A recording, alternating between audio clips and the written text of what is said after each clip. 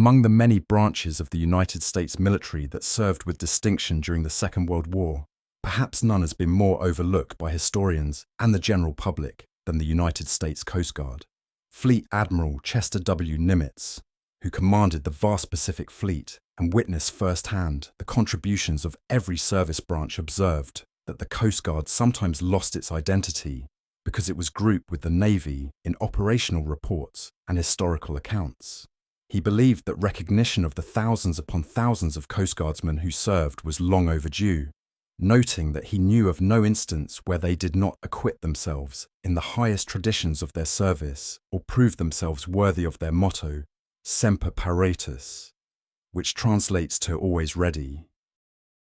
And this acknowledgement from one of the war's most senior and respected commanders speaks to a larger truth about the Coast Guard's role in World War II, a story of adaptation, courage, and sacrifice that deserves to be more widely known.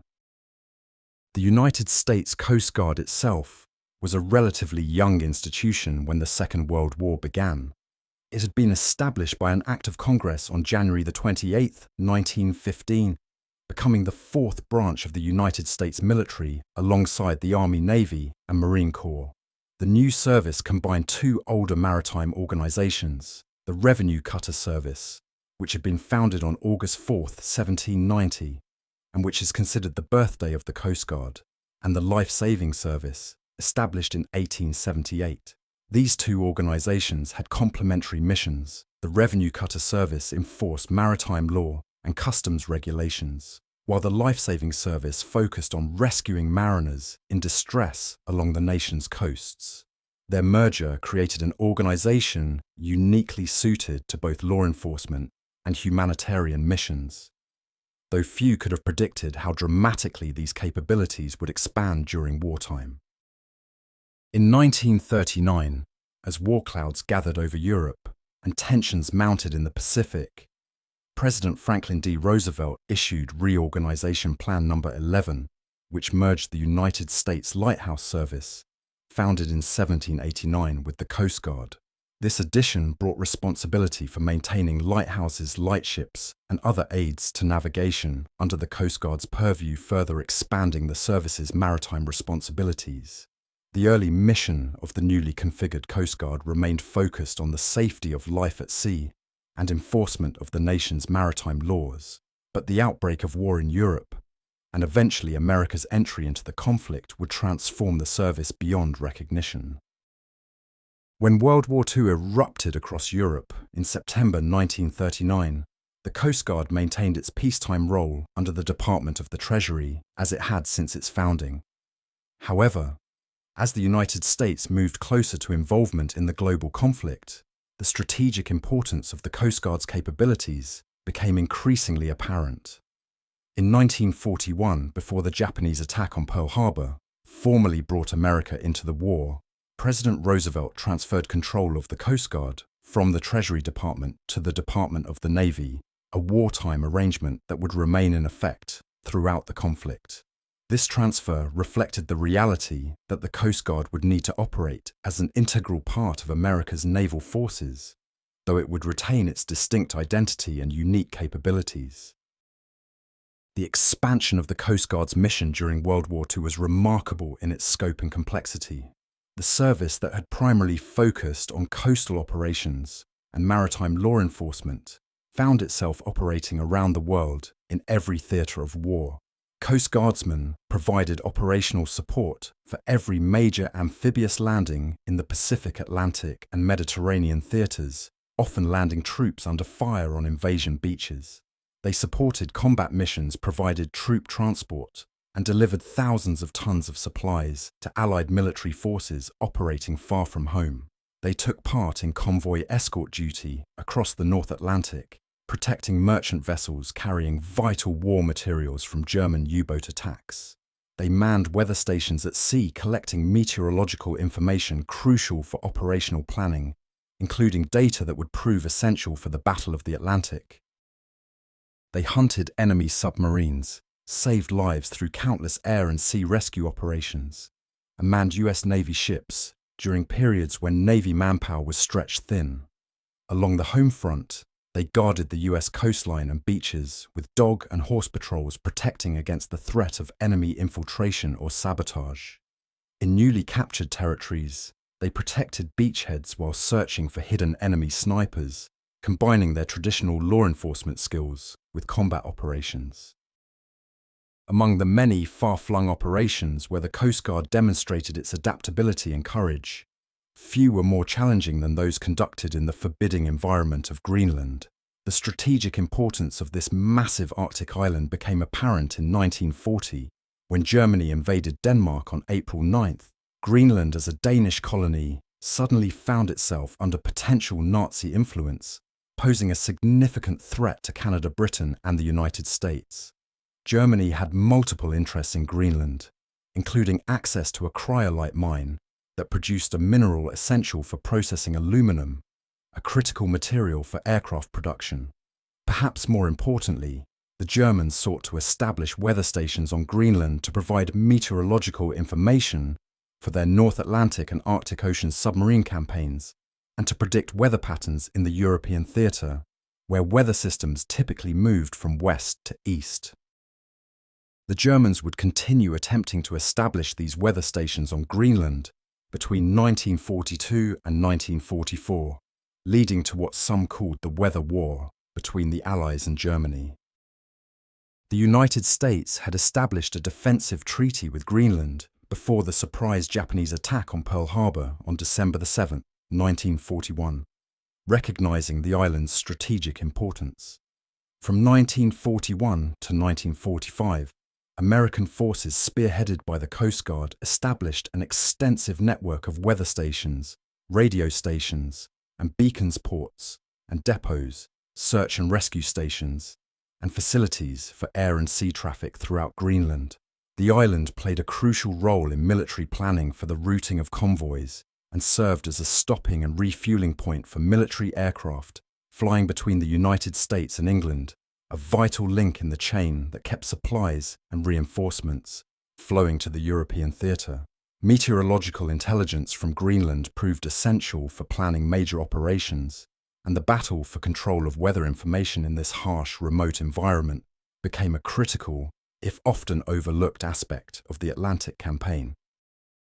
Almost 3 months before the attack on Pearl Harbor thrust America into open warfare, Coast Guard personnel in Greenland found themselves engaged in what would become the first offensive American action of the conflict. On September 12, 1941, the Coast Guard cutter Northland, a fast-light coastal patrol boat operating in the frozen waters around Greenland, investigated a suspicious fishing vessel near the Franz Josef Fjord. The boat was identified as the Norwegian trawler Busko, which investigation revealed was servicing a radio station in Greenland under German control. The next day, a Coast Guard landing party went ashore, located and captured the radio station, and seized papers that Nazi personnel were frantically attempting to burn. These documents proved to be of considerable intelligence value, containing confidential instructions that revealed Hitler's plans to establish a network of radio stations in the far north to support submarine operations and weather reporting. The trawler Busko, her crew, and those arrested at the radio station were taken to Boston, Massachusetts for internment.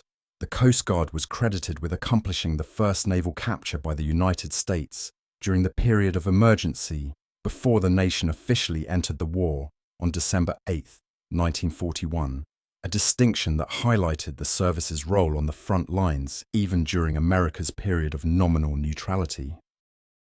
The dangers faced by Coast Guard personnel in these northern waters extended far beyond the threat of enemy action. The environment itself was brutally hostile, with ice storms and darkness, creating conditions that tested equipment and human endurance to their limits. Coast Guard weather ships, which cruised in small areas of the North Atlantic for weeks at a time, gathering critical meteorological data, faced particular risks. They operated without naval protection, making them vulnerable to submarine attack, while simultaneously having to contend with some of the worst weather on Earth. The loss of the Coast Guard cutter Muskeget stands as a stark reminder of these dangers and the price paid by those who served in these missions. The USS Muskeget had been transferred to the Coast Guard on June 30, 1942, for conversion to a weather ship designated USCGC Muskeget. With Boston, Massachusetts as her home port, she was assigned to the North Atlantic Weather Patrol, one of several vessels that maintained stations in predetermined areas of the ocean, continuously gathering data on winds, temperatures, humidity, and pressure.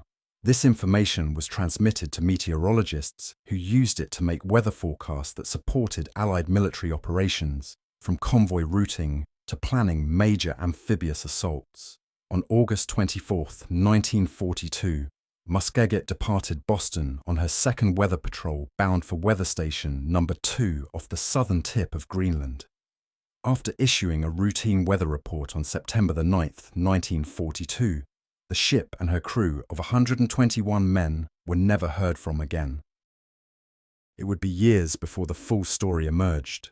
German Navy submarine U-755, commanded by Captain Lieutenant Walter Goering, fired 2 torpedoes at the Muskeget at 2:54 in the afternoon on September 9, 1942. Goering would later claim that the ship had been misidentified as a merchant cruiser, though whether this was true or simply an attempt to justify the attack on what was essentially an unarmed scientific vessel remains unclear. The submarine surfaced after the initial sinking and located a life raft with survivors. U-755 departed the area, but returned hours later finding 8 men clinging to 2 life rafts that had been tied together. Goering would later report that he thought the survivors shouted that they were from an American ship, but no attempt was made to rescue them. The submarine departed, leaving the men to their fate in the cold North Atlantic waters. No survivors were ever recovered, and the USCGC Muskeget holds the unfortunate distinction of being the only weather ship lost during World War II, carrying with her 121 Coast Guardsmen who had been performing on one of the war's most important but least glamorous missions. As the war progressed and Allied forces moved from defence to offence, the Coast Guard's role in amphibious operations became increasingly prominent. The service's expertise in small boat handling, its experience with coastal operations, and its tradition of operating in dangerous conditions made it ideally suited for the complex and hazardous work of landing troops on contested beaches. By 1944, Coast Guardsmen had participated in amphibious landings in North Africa, Sicily, and Italy, accumulating experience and developing procedures that would prove invaluable for the largest amphibious operation in history. The Allied invasion of Normandy on June 6, 1944, designated Operation Overlord, with its naval component codenamed Operation Neptune, represented the culmination of years of planning and preparation. Nearly 200,000 sailors would land approximately 156,000 soldiers on 5 beaches along the Normandy coast in the largest amphibious invasion in military history. The Coast Guard played multiple crucial roles in this massive undertaking. Coast Guard manned attack transports, including the Samuel Chase Joseph T. Dickman, and Bayfield transported thousands of troops across the English Channel and launched them toward the beaches in smaller landing craft. Coast Guardsmen piloted landing ships and landing craft at all 5 invasion beaches: Utah and Omaha, where American forces landed, and Gold Juno and Sword, where British and Canadian troops came ashore. They managed boat handling, loading and discharging cargo both at sea and on the beaches, and directed vessel traffic in what was an extraordinarily complex ballet of ship's craft and men operating under fire. However, one of the most distinctive contributions made by the Coast Guard at Normandy came about through a suggestion made just weeks before the invasion. President Franklin D. Roosevelt, concerned about the anticipated casualties during the assault, suggested that Operation Overlord needed a dedicated rescue flotilla to save men from the water along the invasion beaches. The Navy's Chief of Naval Operations, Admiral Ernest J. King, naturally turned to the Coast Guard, the service whose primary peacetime mission was saving lives at sea, to organize and man such a force. The result was the creation of U.S. Coast Guard Rescue Flotilla 1, the only such flotilla organized during the war, and a unit that would become known by the affectionate nickname the Matchbox Fleet. 60 83-foot Coast Guard cutters, which had been patrolling along the east coast of the United States hunting for enemy submarines, were transported across the Atlantic to England aboard freighters carried piggyback style on the larger vessel's decks. Once in England, based at Poole, they were modified for use as rescue craft and organised under the command of Commander Alexander Stewart of the Coast Guard Reserve. 30 of these small wooden craft were assigned to the American invasion sectors at Utah and Omaha beaches, while the other 30 were distributed among the British and Canadian sectors at Gold Juno and Sword beaches. The crews trained intensively in small boat handling, ship-to-shore movement, beach landings, and the specific challenges of operating in the surf and under fire. On the morning of June 6, 1944, the cutters of Rescue Flotilla 1 followed close behind the first waves of assault troops ready to pull men from the water. The invasion planners had ordered them to remain 2 miles offshore, but most of the coxswains, recognizing that men in the water needed immediate help, moved much closer to shore, despite the increased danger from German defensive fire. The small wooden boats, powered by gasoline engines, made tempting targets, but their crews persisted in their mission. During the invasion, they rescued 438 men from the waters of the English Channel, including soldiers wounded before reaching shore, sailors from damaged or sinking landing craft, and airmen whose aircraft had been shot down. More than 400 of these rescues occurred on D-Day itself. One vessel, nicknamed the Homing Pigeon, rescued 126 men that day, the largest number saved by any single craft in the flotilla. The photograph, titled "Into the Jaws of Death," taken by Coast Guard Chief Photographer's mate Robert F. Sargent from his landing craft at Omaha Beach, around 7:40 in the morning, would become one of the most iconic images of the Normandy invasion, capturing the moment when troops waded through the surf toward a beach swept by enemy fire. The Coast Guard's participation in the Normandy invasion came at a cost. More Coast Guard vessels were lost or damaged on D-Day than on any other single day in the service's history. 4 vessels were destroyed in action, 18 Coast Guardsmen died, and 38 were seriously wounded. Yet, without the Coast Guard's participation, particularly the work of Rescue Flotilla 1, thousands more men would likely have perished in the waters off Normandy. The success of the operation vindicated Roosevelt's suggestion and demonstrated once again that the Coast Guard's traditional peacetime mission of saving lives translated directly into wartime capabilities of immense value. While the Coast Guard's contributions to the European theatre were substantial, it was in the Pacific that one Coast Guardsman would perform an act of extraordinary heroism that would earn the service its only Medal of Honor of World War II. His name was Douglas Albert Munro, and his story embodies the Coast Guard's motto of Semper Paratus in the most profound way possible. Douglas Munro was born in Canada on October 11, 1919, to an American father and a British mother.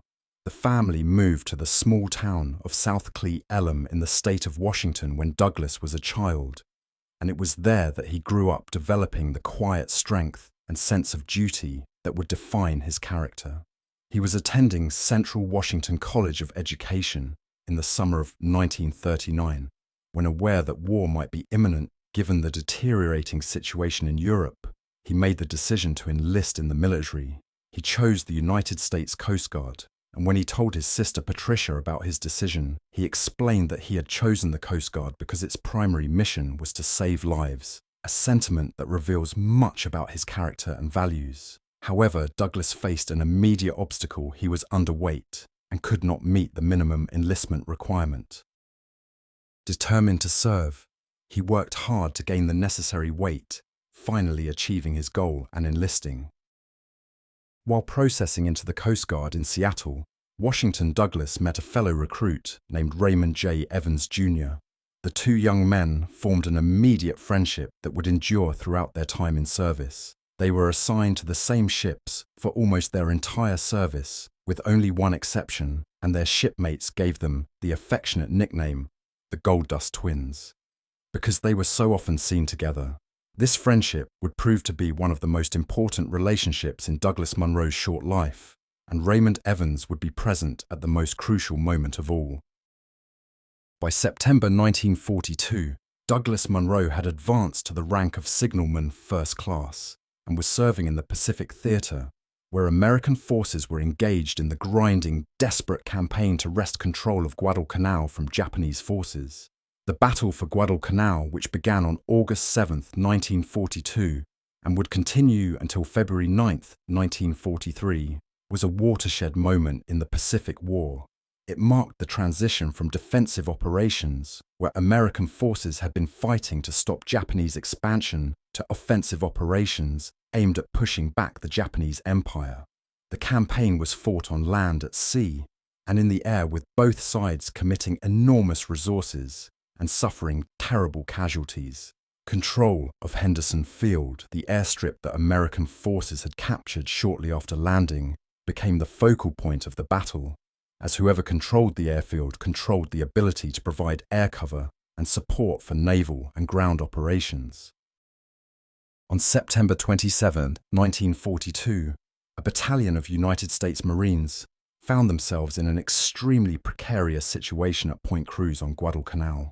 They had advanced beyond their lines and encountered much stronger Japanese resistance than anticipated, becoming trapped with their backs to the sea and facing a determined enemy force that threatened to overrun their position.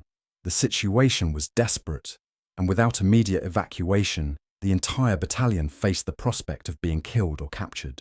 The USS Ballard, a seaplane tender operating offshore, received word of the Marines' predicament when a Marine sergeant on the beach used arm signals to communicate their desperate situation. The ship's commander quickly mustered a flotilla of 5 Higgins boats, the small landing craft designed to ferry troops between ships and shore to attempt a rescue. Signalman First Class Douglas A. Munro volunteered to lead the rescue mission, taking command of the group of 24 Higgins boats that would attempt to evacuate nearly 500 Marines trapped at Point Cruz. What followed would become one of the most heroic actions of the Pacific War and would earn Munro the Medal of Honor, making him the only Coast Guardsman ever to receive the nation's highest military decoration. The official citation for his Medal of Honor describes the action with the formal language of military commendations, but behind those words lies a story of extraordinary courage and selfless sacrifice. Under constant strafing by enemy machine guns positioned on the island, and at great risk to his own life, Munro daringly led 5 of his small craft toward the shore.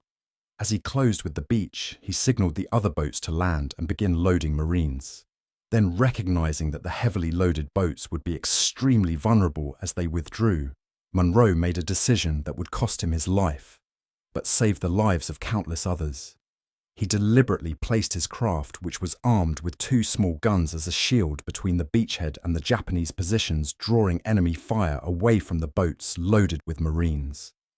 His boat absorbed the brunt of the Japanese fire, with machine gun bullets raking the craft and its crew while the Marines were loaded, and the other boats began pulling away from the beach. When the perilous task of evacuation was nearly completed, with most of the Marines safely aboard the boats and heading toward the safety of the ships offshore, Munro was struck by enemy fire.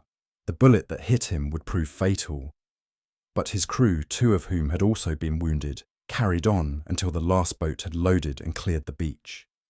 Through his outstanding leadership, expert planning, and dauntless devotion to duty, Douglas Munro and his courageous comrades undoubtedly saved the lives of many Marines who otherwise would have perished on that beach. It was Raymond Evans, Munro's close friend and fellow gold dust twin, who would hear Doug's dying words. According to Evans, as Munro lay mortally wounded in the boat, he asked a single question: did they get off, referring to the Marines they had been sent to rescue? Evans nodded in the affirmative, confirming that the evacuation had been successful, and with that knowledge, Douglas Munro died. He was just weeks away from his 23rd birthday, but in his short life, he had achieved his purpose in joining the United States Coast Guard. He had saved lives, fulfilling the mission that had drawn him to the service in the first place. Douglas Munro was buried in a temporary cemetery on Guadalcanal the next day, September the 28th, 1942. In a letter to Doug's father, U.S. Marine Master Sergeant James Hurlbut wrote that Raymond Evans had constructed the wooden cross marking his friend's grave, a final act of friendship and respect. The Medal of Honor was presented to Doug's parents, James and Edith Munro, by President Franklin D. Roosevelt at the White House on May 24, 1943. The ceremony must have been bittersweet for them. Pride in their son's heroism mingled with the grief of his loss. Edith Munro's response to her son's death was remarkable and speaks to the character of both mother and son. At her insistence, and at the age of 48, she joined the USCG Women's Reserve known as SPARS, an acronym for Semper Paratus, always ready. She could have received a commission based on her age and education, but she requested that she complete basic training alongside other Coast Guard recruits, wanting no special treatment. After completing her training, she was commissioned as a lieutenant junior grade and served her country for the remainder of the war, honoring her son's legacy through her own service. Her determination to serve despite her age and despite having already given her son to the war exemplifies the spirit of sacrifice that characterized so many families during World War II. Douglas A. Munro's remains were returned to the United States in 1947, and at his family's request were interred in his hometown of Clear Lum, rather than at Arlington National Cemetery. His parents wanted to be able to visit his grave regularly, and they chose a plot at Laurel Hill Memorial Park, where they would eventually be buried on either side of their son. When Edith Munro passed away in 1983, she was buried next to Douglas with full military honors, recognizing both her own service and her role as the mother of a Medal of Honor recipient. The Munro graves have been designated a State of Washington historical site, ensuring that Doug's sacrifice and his family's contribution will be remembered by future generations. Raymond J. Evans, Jr., Doug's friend and fellow Coast Guardsman, received the Navy Cross for his extraordinary heroism during the Guadalcanal action, where he fought alongside Munro. He remained in the Coast Guard after World War II, received a commission, and retired in 1962 at the rank of commander, having served his country for more than 2 decades. He lived until 2013, passing away at the age of 92, and throughout his life he carried the memory of his friend and the mission they had undertaken together. On that September day in 1942, Patricia Edith Munro, Doug's sister, tried to join the Coast Guard after her brother's death, but faced the same problem Doug had initially encountered when he tried to enlist. She could not meet the minimum weight requirement.